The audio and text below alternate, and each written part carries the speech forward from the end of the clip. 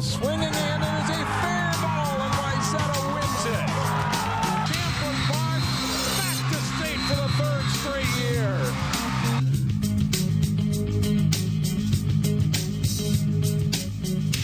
Hello and welcome to Sports Jam. I'm Jay Wilcox. And I'm John Jacobson. This week on the show, section softball and boys tennis highlights, plus conference golf and track in the Northwest Suburban Conference.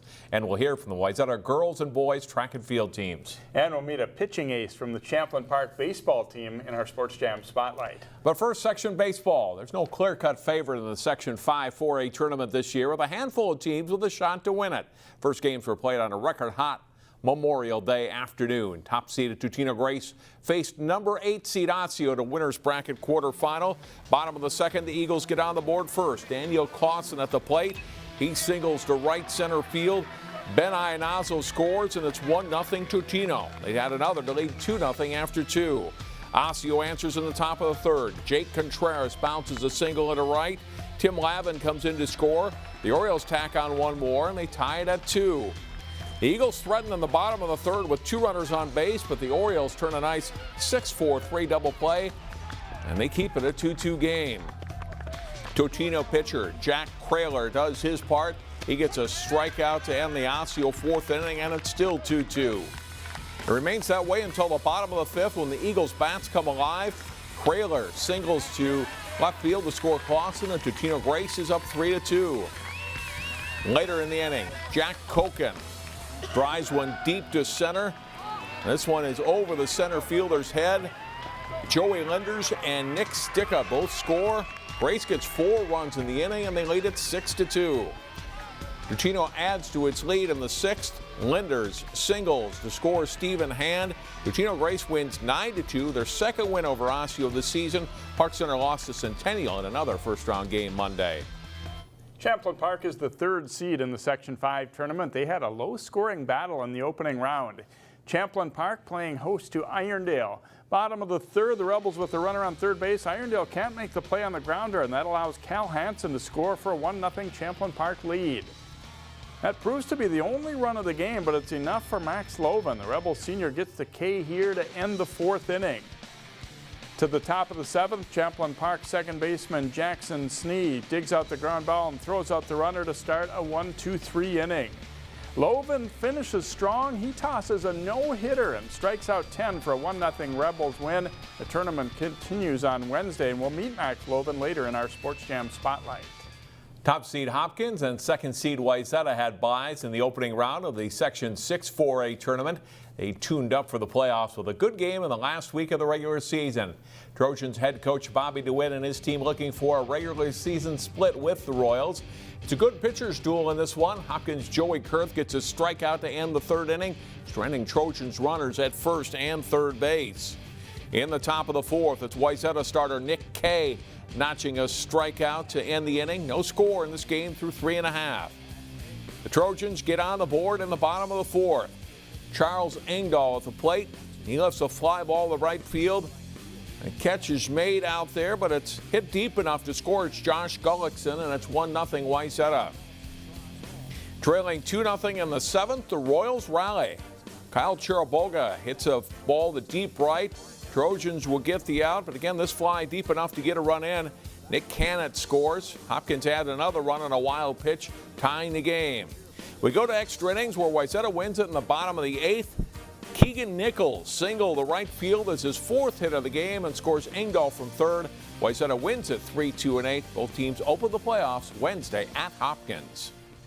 Section meets are taking place this week in track and field.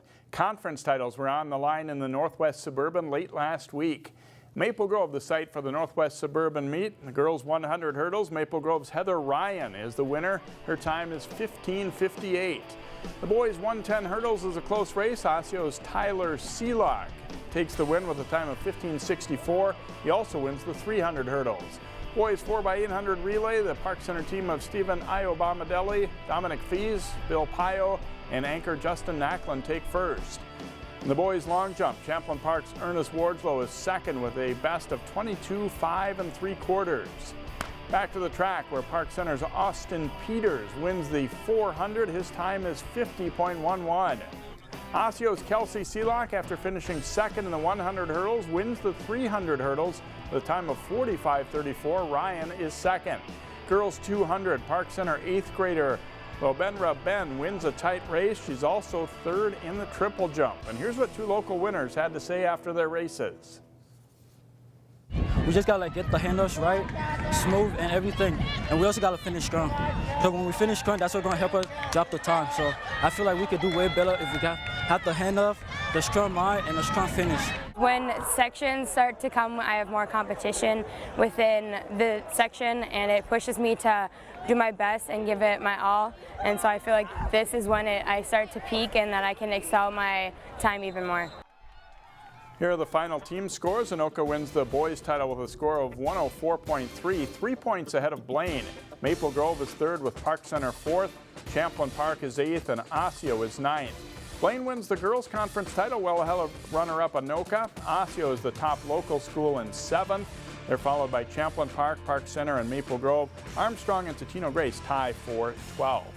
Section golf tournaments are this week as well. Northwest Suburban golfers had their final conference tournament. Bunker Hill's the site as Cameron Baxley of Champlin Park tees off. He shoots an 83 to tie for 30th place. This is Dylan Hansen of Maple Grove taking aim at an eagle on East hole number 4. It's just short, but Hansen taps in for birdie on his way to tying for medalist honors with a 72 as he ties Elk River's Brady Holland for first. Michael Soro of Champlin Park lines up the short par putt on East course number 2. He shoots a 77 and ties for 10th place. Nate Adams of Maple Grove with a nice chip on East 3. He puts it within 2 feet, leading to a par. Adams shoots a 79 to tie for 16th. Jared Dickey of Osseo will just miss on a birdie try on west hole number 1. Dickey makes the par putt on the way to an 81. His teammate Zach Tyson loses his tee shot in the woods on west hole number 1, but recovers with this putt. He shoots an 82. Maple Grove edges Elk River by 1 stroke, but the Elks win the overall conference title with Maple Grove second. Totino Grace was 4th, Osseo 6th, Champlin Park 8th, and Armstrong 10th. At the girls tournament earlier in the week, Elk River is 1 shot ahead of runner-up Champlin Park. Maple Grove is 5 shots back of the Rebels in 3rd place. Armstrong is 8th, Osseo 9th, Grace 13th, and Park Center 14th. And many of those same teams will play again at Bunker Hills for the boys, Links at North Fork for the girls in the Section 5 3A tournament this week. It's a lot of fun with those section tournaments. Spots on the state tournament on the line for that. We'll take a break. Still to come here on Sports Jam. Softball, tennis, and synchronized swimming highlights. Stay with us.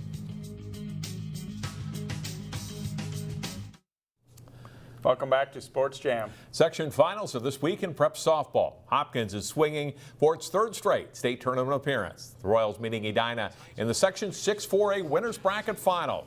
Top of the 1st inning, the Hornets' Katie Simon lays down a nice bunt toward 3rd base. No play for the Royals at the plate. Molly McHugh scores. Simon beats it out, and it's 1-0 Edina. Hopkins comes right back in the bottom of the 1st. Morgan Hawley singles to right field to bring home Natalie Den Hartog, and it's a 1-1 game. Hopkins adds 3 more runs in the 2nd. Den Hartog up, and she'll line a single to right field. Ruth Freiberg scores, and it's 2-1 Royals. Next up is Lauren Granger, and the 8th grade catcher hits an off-speed pitch into left field for a hit. Adisa Preston and Den Hartog both score. They give Hopkins a 4-1 lead through 2. And that's enough run support for pitcher Den Hartog. She strikes out Emerson Evans with 2 runners on in the 4th inning. Hopkins wins 4-1. They'll advance to Thursday's winners bracket final. Both Wayzata and Armstrong are still alive in the tournament at this taping of Sports Jam. In Section 5 4A softball, Champlin Park is into the final round after an impressive run so far in the tournament. The Rebels faced Rogers in the winners bracket final. After Holly Blaska's triple in the top of the 3rd, a wild pitch allows Blaska to come home. It gives Champlin Park a 2-0 lead on Rogers. With the Rebels up 3-0 in the 5th, Grace Warwa will connect. She drives it over the fence in right center for a 2-run homer. Champlin Park continues to hit well in the postseason. They lead at 5-0. Pitcher Piper Otto does a great job protecting that lead as well. She gets Emma Brezen on strikes in the bottom of the 5th inning to help keep the shutout going for Champlin Park. And their offense produces more runs later in the game. Aaron Reardon puts it in play to second to allow Hannah Noah to score for a 6-0 lead in inning number 6. Then Emma Berge will line a hit to right. It scores Lexi Steffes and Blaska, and the Rebels make it 8-0 with that hit. And they do a solid job defensively as well.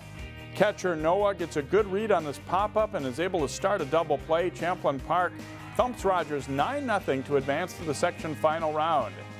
Maple Grove eliminated Spring Lake Park, while Osseo's season ended with a 4-0 loss to Centennial. So Maple Grove and Centennial are playing Tuesday.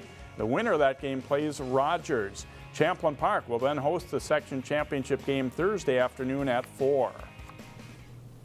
Now to boys tennis, where the top 2 seeds advance to the finals of the Section 5AA team tournament. Top seed Wayzata meeting Maple Grove.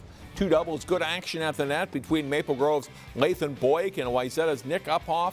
Boyk gets the volley winner. The Trojans answer back. The big serve by Colin Badoon sets up the smash winner for Uphoff, and they win the match. 3 singles. Jake Mendel serves and then rips a forehand winner. He beats Dev Patel in straight sets. 1 doubles. Max Liao serves for Wayzata. Michael Deal stretches out for the volley winner. And then it's Liao punching the volley winner for the Trojans. He and Deal beat Ben Bakke and Andrew Domwald 6-1, 7-5. 1 singles. Wayzata's John Foley can't put away the overhead. Josh Miller floats in the lob shot for a point. Foley doesn't make that mistake here. He'll rip the backhand and then puts away the overhead. Good point. Both players end up at the net and trade volleys before Foley puts away the backhand winner. He wins the match, and the Trojans win the section title. 7-0. Singles and doubles play in 5AA wrapped up on Tuesday. One local team was looking to continue an amazing run of success late last week at its state meet. The University of Minnesota, the site for the state synchronized swimming meet, Wayzata looking for its 12th straight team championship. This is Jenna Hahn, Caitlin Ringquist, and Lauren Webbert of the Trojans in the extended trio competition. They take first with a score of 66.349. One Hopkins team competed in this event. This is the Royals' Jordan Ashby, Lola Brown, and Alyssa Peck. They placed 7th in the extended trio for Hopkins. Wayzata's Alyssa Brolin, Nicole Miller, and Kate Pouliot are right behind them as they place 8th. As we take a look at the team scores, Wayzata rolls to another title with 169 points, well ahead of runner-up Stillwater. Forest Lake is 3rd, followed by St. Louis Park and Hopkins. Osseo Maple Grove scores 1 point. John, the lacrosse playoffs get started this week as well, with some local teams expected to fare pretty well. Yeah, I think so. Wayzata and Bedell, boys both top seeds in their section. Maple Grove girls team the top seed in Section 8. Stay with us. Coming up next in our Sports Jam Spotlight, meet pitching star Max Loven from the Champlin Park baseball team. The Champlin Park baseball team is shooting for a 3rd straight Section 5 4A title. They're hoping an ace pitcher can help lead the way. In this week's Sports Jam Spotlight, we meet Champlin Park senior Max Loven. To say Champlin Park pitcher Max Loven's been pretty good this spring is an understatement. He entered his final start of the regular season with a 4-0 record, allowing less than 1.5 earned runs per game and nearly 2 strikeouts per inning. He's among the state leaders in Ks, but that was all news to him. I don't even really realize it. I just kind of go out there and just try to focus on the next pitch, and then while I'm pitching, I'm also hitting. So after the inning, then I'm focusing on hitting. So I don't really think about it. So when he told me that like my stats are so good and everything, I was kind of surprised. The Rebels have a very good pitching staff, and it's safe to say they feel pretty confident when Loven takes the mound. Well, we just kind of expect that he's going to have a good day, honestly, each time, and that's not anything to boast about, but that's just kind of how we expect Max to go about his way. He's calm. He just, shows up every day. He'll show up today at practice just the same way he will for a start on Wednesday. He just is steady, very reliable, and just kind of keeps a very calm demeanor, both on the mound, in the dugout, and even in the hallways. It's just really easy to catch him. He's always going to be hitting his spots and just kind of set up outside the plate, and he's going to be there. there's not many times that he's going to miss a spot, so they're easier to frame, and umpires love them because they're not having to move around or really think about it too much. It's like gloves there, strikes there, the ball's there. Loven's strikeout to walk ratio is amazing, nearly 12-1. He isn't infatuated with striking every batter out, but doesn't mind when they come. I guess that's kind of the goal, because I try to execute every pitch that I can. So in the end, the goal would be to strike him out, but it's not like if I don't strike him out, I'm mad or anything. I just really want to get him out, but so really I just try to get him out anyway. Unlike a lot of the top players in the metro area, Max doesn't play baseball year-round and hasn't been to a lot of showcase events. I went to a couple, but not as many as a lot of kids go to. My philosophy was if I do good enough, they'll find you. The colleges have people everywhere, so as long as you just do what you can do and you play your game and you do well, they'll find you. And North Dakota State did find Max. He'll head to Fargo for college baseball. I like a lot about their program. My brother's actually up there right now. He's not playing baseball, so that was a major just factor in my decision. They have a nice field. I have family in that area. They're, you know, they're local, and I wanted to be close. So, just there's a lot to like in my opinion. While pitching is surely his calling card, Loven's taken a big step forward as a hitter this spring. And he drives it a long way to right center field. He's batting over 400 with a couple of home runs. I guess I wasn't really expecting that. After last year, I hit pretty poorly, so I didn't really put a lot of focus on it, and maybe that's why I'm doing better, because I'm not thinking about it as much. And Loven driving this one a long way to right center field, and it is gone. I'm going up there relaxed and just seeing every pitch and just not that worried about it, because I know my main goal is to pitch. Champlin Park's had a very good baseball program over the years and some great recent teams. Max Loven's one of the better hurlers, even if he wouldn't say so. He's definitely a humble guy. He doesn't really say too much, and if he does say something, he really means it. So that's kind of where his leadership role is. He doesn't always kind of kick somebody in the butt, kind of like I do a little bit more. I say a little bit more of the stuff, but if he says something to you, they'll listen because they know that he really means it. Well, I'll tell you, we've been blessed with some really good pitchers over the last few years. Trevor Kaminsky, Brandon Rushmeyer, Aaron Klepner, the list goes on. And boy, I hope they're not watching, but he might be right up at the top of that list. Loven did take his first loss against Blaine at the end of the regular season, but came back to pitch that gem against Irondale Monday in the Section 5 tournament. John talks track and field with Wayzata Trojans up next.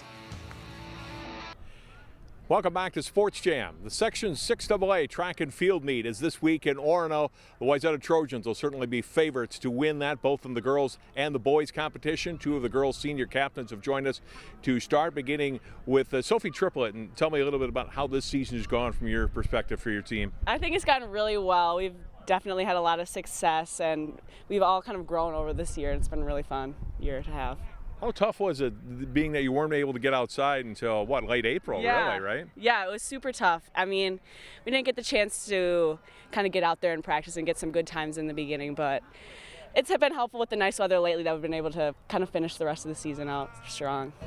Do you feel like your team has progressed a lot despite the late start? Yes, I definitely think it helped because it's kind of pushed us to work a little bit harder, knowing that we didn't have the opportunity to kind of train in the off season. You guys did well in the True Team. You did great. You won the True Team and did well in the conference. Tell me about those two meets and how you feel your team's ready now for sections. Yeah, I think coming off of those two really big wins, it was super fun, and I think it's kind of gave us a lot of momentum kind of going into the end of the season, sections and state coming up. Thanks for your time. Good luck. Thank you. Thank you. Madeline Tapper is another senior captain, and for you, what's been the strength of this team? What events have been especially strong for the Wayzata girls? I feel like the girls have really excelled in the short sprints, and most of our long distance girls are also very good, so I feel like that's gone pretty well so far. What do you expect from Wayzata for the Section 6AA meet? I expect many girls to do very well and hopefully move on to state. I think we have a strong chance at doing well and sending a lot of our girls to state, so hopefully, we'll see.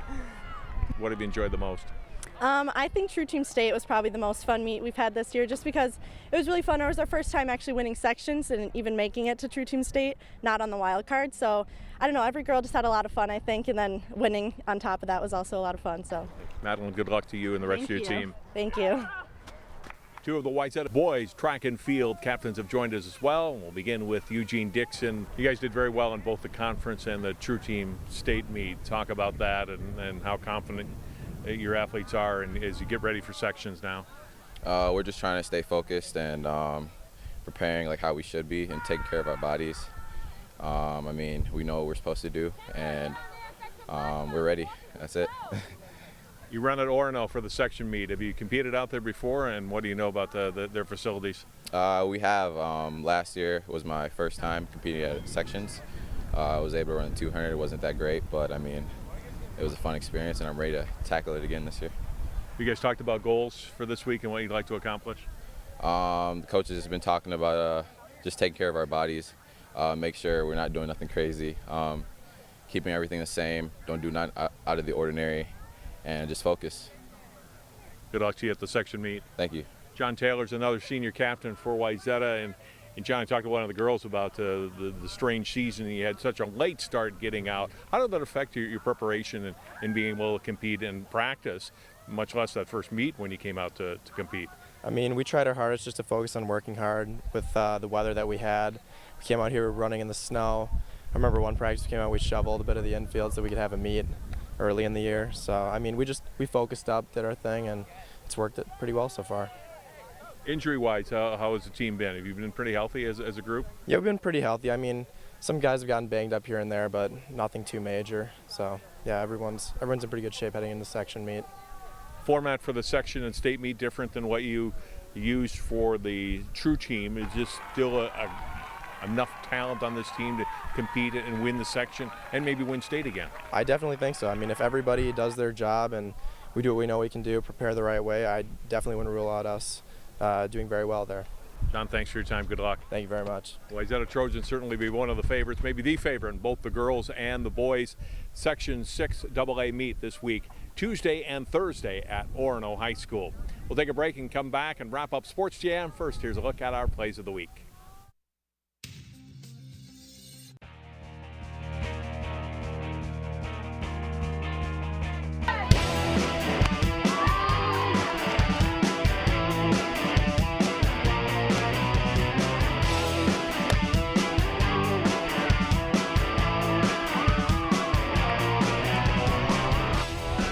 Runner is going, and the throw down is a pretty good one, and they got him.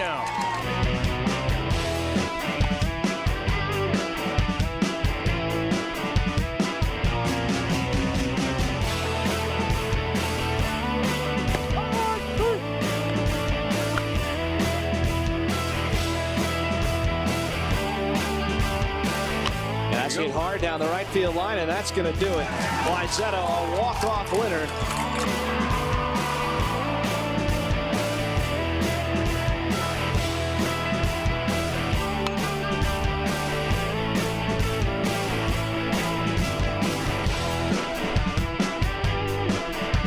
Looking for local? Even more local? CCX Media gives you the option to connect with your community on multiple levels. CCX Sports brings you ultimate coverage in local prep sports with full game coverage of over 120 high school games a year with highlights and features on our daily newscast. Then, our weekly Sports Jam show gives you a close-up look at local athletes, highlights of local games, and in-depth interviews. Our content can be watched at home or on the go. Visit ccxmedia.org. And that will do it for this week's show. Busy week ahead, and we'll see you back here next time on Sports Jam.